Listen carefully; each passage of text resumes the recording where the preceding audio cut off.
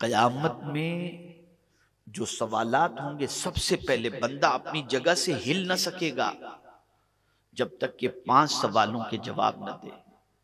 उसमें से पहला सवाल होगा, अपनी उम्र किस काम में गुजारी, अन उम्रिही फीमा अफना। और दूसरा सवाल होगा, वान शबाबिही फीमा अबला, और अपनी जवानी किस काम में गुजारी। बस ये आखिरी बात है, जहन के अंदर महफूज कर लें। एक सवाल मैं आपसे पूछूं, हमारे उलमा यहाँ इतने तशरीफ फरमा हैं, किसी से अगर कोई पूछे कि मौलाना आपकी उम्र कितनी, वो कहें 50 साल। कोई मुअम्मर हमारे आलिम होंगे तो उनकी उम्र चलो कोई पूछ लिया कितनी, उन्होंने कहा 70 साल। तो अगर 70 साल कोई अपनी उम्र बताए तो इस उम्र के अंदर जवानी आ गई कि नहीं आई? यार मुझे जवाब चाहिए, मैं समझू इतना बड़ा मजबा, मेरी बात समझ रहे हैं आप।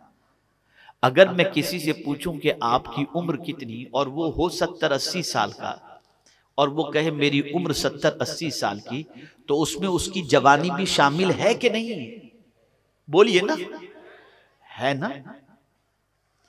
तो जब अल्लाह क़यामत में पूछेगा कि अपनी उम्र किस काम में गुजारी, तो पैदाइश से लेकर के 70-80 साल की जो उम्र थी वो तो सब आ गई। फिर ये अलग से सवाल, वान शबाबिही फीमा अबला, बंदे अपनी जवानी तूने किस काम में गुजारी, है जवानी का अलग से क्वेश्चन क्यों? जब उम्र के अंदर जवानी भी आ गई तो जवानी का अलग से सवाल क्यों? तो सुनो, जवानी का अलग से सवाल करने की वजह यह है, बचपना भी कमजोर होता है, बुढ़ापा भी कमजोर होता है। जवानी में ताकत होती है तो अल्लाह उस ताकत के बारे में पूछता है, उस ताकत का इस्तेमाल किस काम में तुमने किया?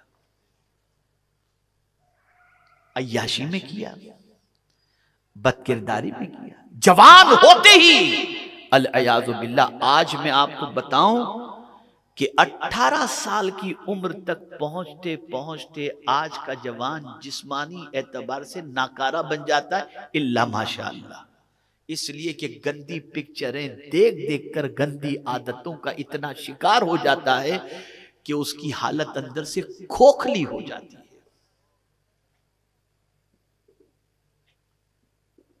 तो जवानी के बारे में सवाल होगा, लेकिन अगर किसी ने अपनी जवानी को इबादत में गुजारी, तकवा व तहारत में गुजारी, तिलावत में गुजारी, नेकी में गुजारी, तो जानते हैं क्या होगा? जब वो बूढ़ा हो जाएगा ना, जब वो बूढ़ा हो जाएगा और बुढ़ापे में चलना भी मुश्किल, खड़े होकर नमाज पढ़ना भी मुश्किल, मुश्किल से फराइज की अदायगी हो पा रही है, नफिल भी नहीं पढ़ पा रहा, इधर नमाज पढ़ा आके बिस्तर पर लेट गया, आंखों की रोशनी कम, तिलावत भी नहीं कर पाता।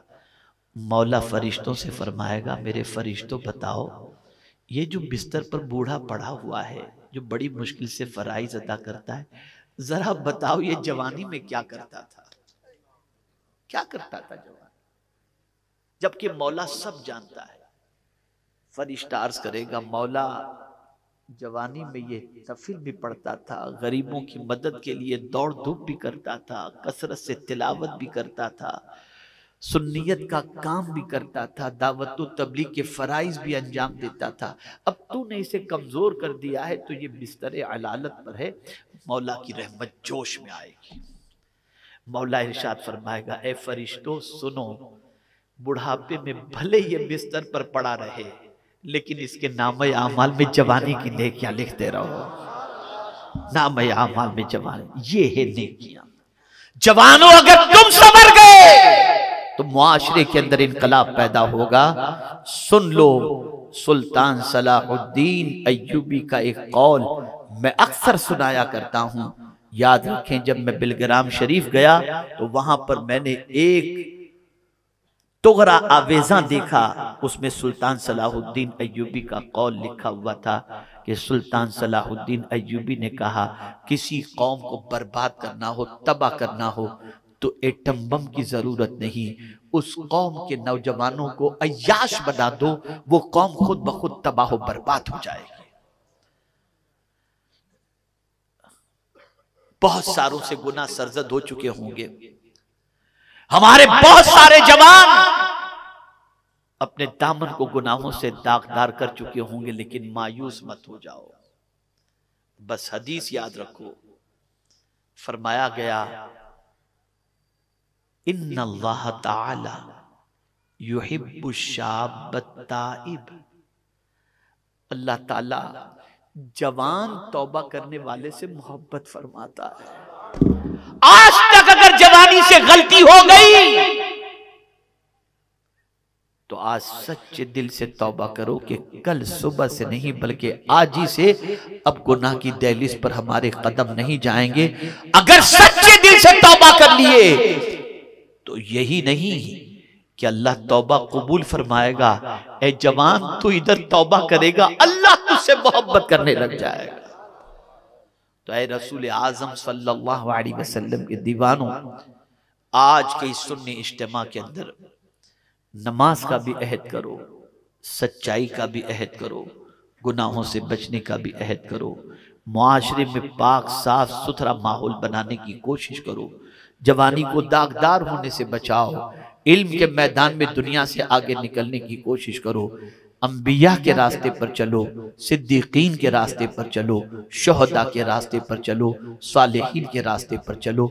जिंदगी गुजारना हो तो ये मत देखो कि हीरो या सीरियल के एक्टर किस तरह से जिंदगी गुजारते हैं, ये देखो कि मदीने के ताजदार कैसे जिंदगी गुजारते थे, ये देखो सिद्दीक अकबर कैसे जिंदगी गुजारते थे, ये देखो कि इमाम हुसैन कैसे जिंदगी गुजारते थे, ये देखो गौसो ख्वाजा कैसे जिंदगी गुजारते थे।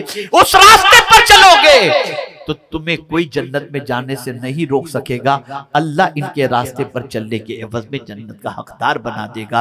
अल्लाह रब्बुल इज्जत जल्ल जलालहू की बारगाह में दुआ है कि परवरदिगार रहमत आलम नूर मुजस्सम फ़ख्र आदम व बनी आदम सल्लल्लाहु अलैहि वसल्लम के सदक़ो तुफ़ैल मुझे आपको सबको अल्लाह और उसके रसूल के इरशाद पर अमल की तौफीक नसीब फरमाए। ये हज़ारों का ठाठे मारता हुआ समंदर अगर आज इस मजमे से तौबा करके उठे और कल से अपनी ज़िंदगी का आगाज़ अल्लाह और उसके रसूल जल्ल जलालहू व सल्लल्लाहु अलैहि वसल्लम की तालीमात के मुताबिक गुजारने का अहद करे तो एक नए मुआशरे की तश्कील जरूर होती हुई दिखाई।